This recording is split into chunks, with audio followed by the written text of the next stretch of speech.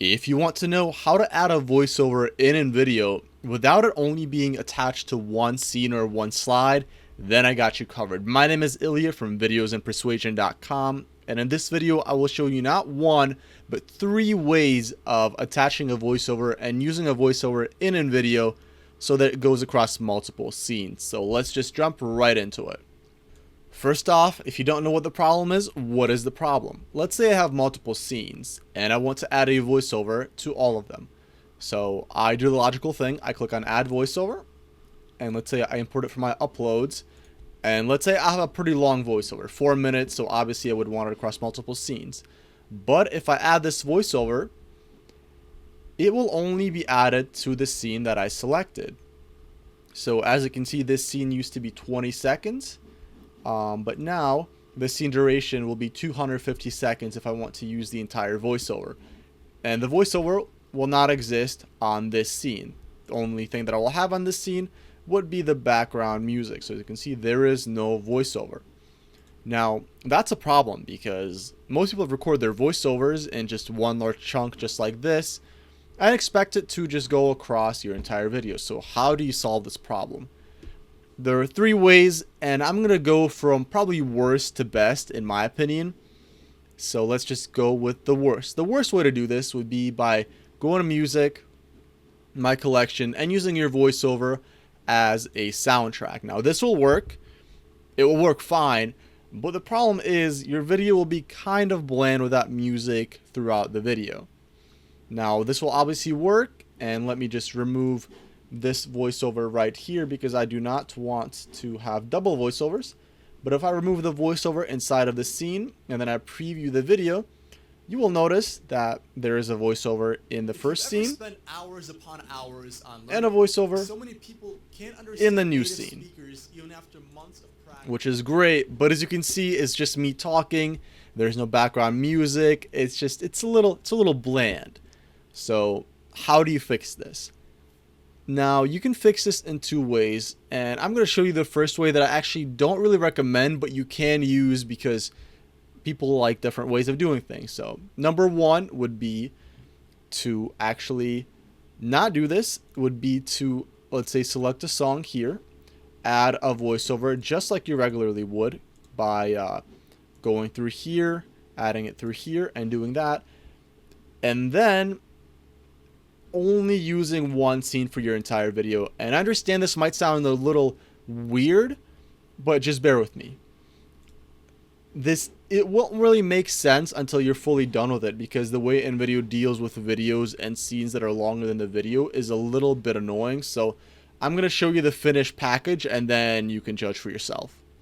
Alrighty, I am basically done. So this is what that will look like. These little dots are where new videos begin. So if I start here with the tiger, this one won't work because it only shows the preview, and the preview for this video is a black screen. But if I move on here, I have some bonobos, I have a jaguar or leopard, I have a turtle, and I have all of these videos that are all within one scene that is 250 seconds long. Now the problem with this is that you have to add enough videos to where all of them are actually their true length, because if you don't, then things get problematic. Alright, so what is the problem? So let's say I have this scene, 200-second duration. That's great. And as you can see, I already have 2 different little elements inside of this scene. I have this video of 7 seconds and this video of 14 seconds. Now, it would be logical to assume that if I add a video of 7 seconds, it will play for 7 seconds and that's it. Or if I have a video of 14 seconds, it will play for 14 more seconds after the 7-second video, and I'll only have 21 seconds of video. But that is not how InVideo does it. What it does is it creates proportionally based videos. So 7 seconds and 14 seconds, a total of 21 seconds, and 7 seconds out of 21 is 1/3. So basically the first video will play for about 1/3, and then the second video will play for 2/3. But what this means is that the first 7 seconds, sure, this video will look fine. Let me just press preview. This video will look fine. The flower will do its thing. And after that, it will do one of 2 things. It will either just loop, if you select loop, or it will just freeze. So if you do go with the option of adding a ton of scenes, what you need to do is actually go through and drag videos inside of, let me edit it first, drag videos inside of the scene, add behind, so every time you add behind, you will add it at the back end of the video, and keep doing this until the total length of all of the videos you have is actually either the same or a little bit longer than your scene length. Because that way, once you add behind everything, then you can actually play around with the length of these videos. So let's say for this one I believe is done.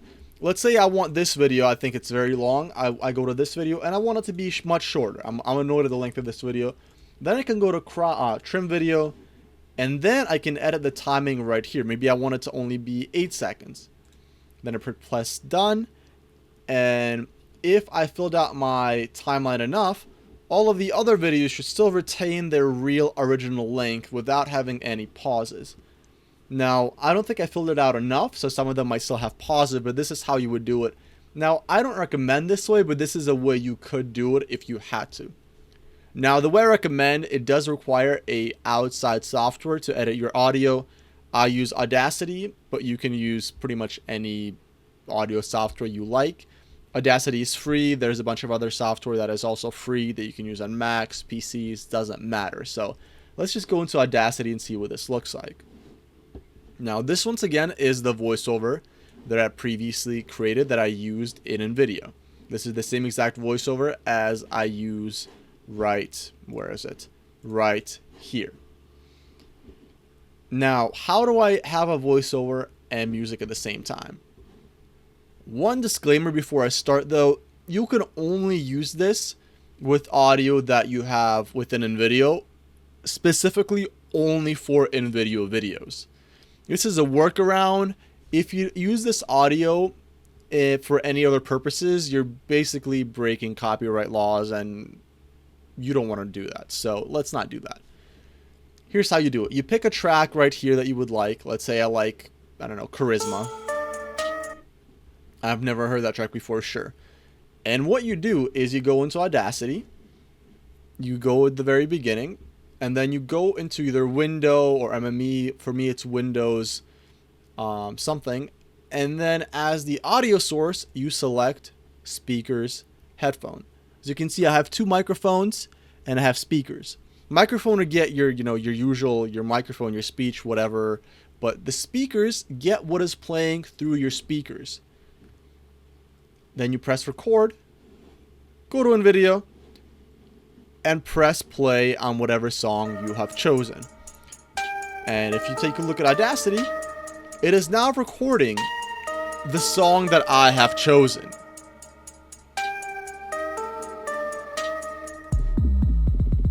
I'm going to pause this. You don't need to hear the entire thing. And then press stop right here. But as you can see, I now have this song as a separate track inside of Audacity. And what I can do is I can just trim it a little bit, shorten it up, and now I can do whatever I want with it. I can mix and match songs. Maybe I want this song to be the beginning. Maybe I want to go in here and go to the beginning and then add another different song. Let's say cut it. Wow, that's very aggressive, but as you can see, that recorded that song also. And what I can do is just cut and paste if I want it to be on the same audio track. And now I have my music inside of Audacity. Now you might be wondering, okay, how does this actually help you? Well, this helps because once you're done processing this music and adjusting the audio to make sure that the music is not super loud compared to the audio, you can now go back into InVideo, and now you can upload that file and use that as a music track in your collection. Let me just show you what that looks like. Alrighty, so I finished the editing. And now I have demo MP3, which is the one that has the audio. So let me just preview.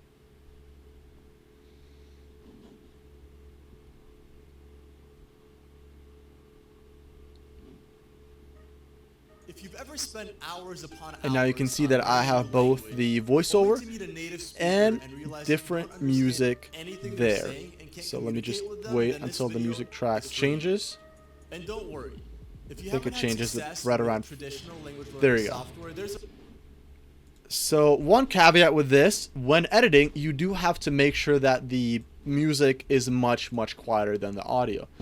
To do that in Audacity, you just go to Effect, not Noise Reduction, Effect, Normalize, and normalize it to, it depends on the loudness of the music and the loudness of your voiceover. I'd play around anywhere between -10 and -25. It seems to work depending on the songs and your voiceover, but you have to make sure that it sounds good to you here before you actually export it and upload it. But that's probably the best way of getting around this little problem that InVideo has, because it allows you to not only have background audio, background music with your voiceover, but to have multiple different background audio tracks with the same voiceover without really trying to do too much. So that's pretty much it. If you have any questions or about how to implement this, how this works, why it works, etc., please leave them in the comments below. And I hope that you found this useful, and I hope that you have a great day. Thank you very much.